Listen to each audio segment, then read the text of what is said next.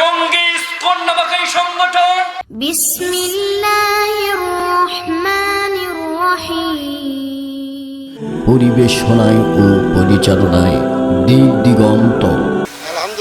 আলহামদুলিল্লাহ রব্বুল আলামিনের দরবারে আমরা শুকরিয়া আদায় করতে চাই যে রব্বুল আলামিন শত ব্যস্ততাকে ওভারকাম করে দুনিয়ার সব ঝামেলা থেকে মুক্ত করে কোরআনের মাহফিলে কোরআন থেকে কিছু কথা বলার জন্য এবং শোনার জন্য উপস্থিত হওয়ার সুযোগ করে দিয়েছেন। তার শুকরিয়া আদায়ের দরকার আছে না নাই?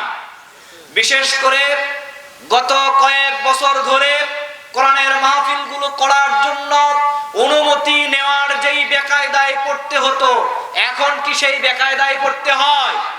যে আল্লাহ তাআলা অনুমতিহীন, বাধা বিপত্তিহীন, খুনমুক্ত ময়দানে খোলা আকাশের নিচে কোরআনের কথা বলার সুযোগ করে দিয়েছেন, ওই আল্লাহর শুকরিয়া আদায় করার দরকার আছে না নাই?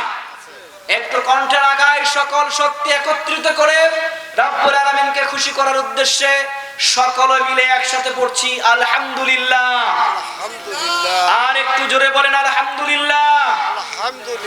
দরুদ আর সালাম বিশ্ব মানবতার মুক্তির দিশারি, যার আনিত আদর্শই সর্বোত্তম আদর্শ, যে রাসূলকে অনুসরণ করা, অনুকরণ করা আমাদের একান্ত দায়িত্ব এবং কর্তব্য।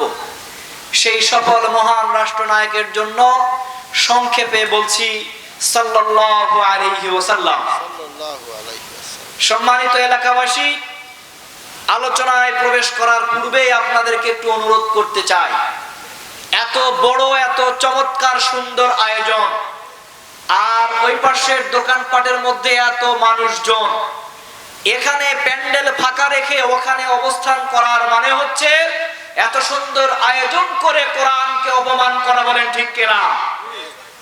কোরআনের প্যান্ডেলে জায়গা ফাঁকা থাকবে আর দোকানপাটের মধ্যে আপনারা ঘোরাফেরা করবেন, আবার পরকালীন কঠিন ময়দানে কোরআনের সুপারিশ চাইবেন, দুটো একসাথে হতে পারে না। বলেন ঠিক কিনা? এজন্য আমি অনুরোধ করে বলছি, এতক্ষণ পর্যন্ত যে যে কাজে যেখানে ঘোরাফেরা করেছেন সকল ব্যস্ততা ঠেলে ফেলেন, কোরআনের ইজ্জত রক্ষার স্বার্থে, কোরআনের মাহফিলের বরকতে প্রত্যেক কাজকে ফেলে রেখে কোরআনের প্যান্ডেলে এসে সবাই বসে পড়েন। আল্লাহ তাআলা সবাইকে এই বুঝটা দান করুক, সকলে বলি আমিন।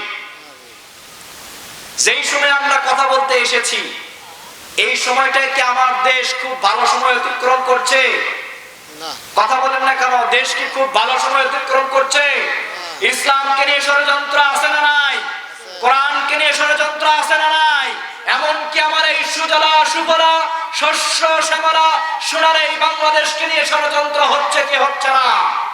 গত দুদিন পূর্বে 90%-এরও বেশি মুসলিম অধ্যুষিত এই দেশে মাত্র কয়েক পার্সেন্ট অবস্থান করা বিধর্মীদের নেতৃত্ব দেওয়া জঙ্গি সংগঠন, ভারতীয় আধিপত্যবাদ বিস্তার করার সংগঠন ইসকন নামক একটি সংগঠনের কয়েকজন জঙ্গি সন্ত্রাসী মিলে 90% মুসলমানের এই দেশে একজন মুসলিম আইনজীবী অ্যাডভোকেট সাইফুল ইসলাম আলিফ ভাইকে প্রকাশ্যে দিবালোকে অস্ত্রের আঘাতে হত্যা করেছে। বলেন ঠিক কিনা?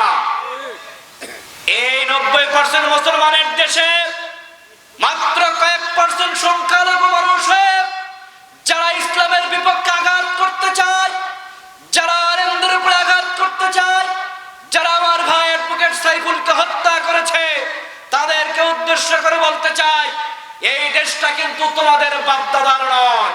যারা দেশকে বাপদাদার মনে করে 15 বছর মানুষকে অত্যাচার করেছে, দীর্ঘ 15 বছর পরে তারা কিন্তু পালানোর জন্য কোনো রাস্তা খুঁজে পায় নাই। সুতরাং তোমরাও যারা টুকুর বুকুর করছো 90% মুসলমানের দেশে মুসলমানদেরকে যারা হত্যা করার চেষ্টা করছো, তোমাদেরকে স্পষ্ট ভাষায় বলতে চাই, আমরা জানি তোমাদের কিন্তু খুব বেশি দোষ নাই। হিন্দুত্ববাদ যারা বিশ্বাস করে, হিন্দু হিসেবে যারা এই দেশে আছে, তাদের সাথে আমাদের কোনো বিরোধ নেই। বলেন ঠিক কিনা? কিন্তু এই ভারতীয় আগ্রাসনকে বাস্তবায়ন করার জন্য জঙ্গি ইসকন নামক এই সংগঠন, সন্ত্রাসী এই সংগঠন ভারতের উস্কানিতে আমার দেশে যে নতুন ফ্যাসিস্ট তৈরি করার চক্রান্ত করেছে, তাদের বিরুদ্ধে আমাদের কথা আছে না নাই?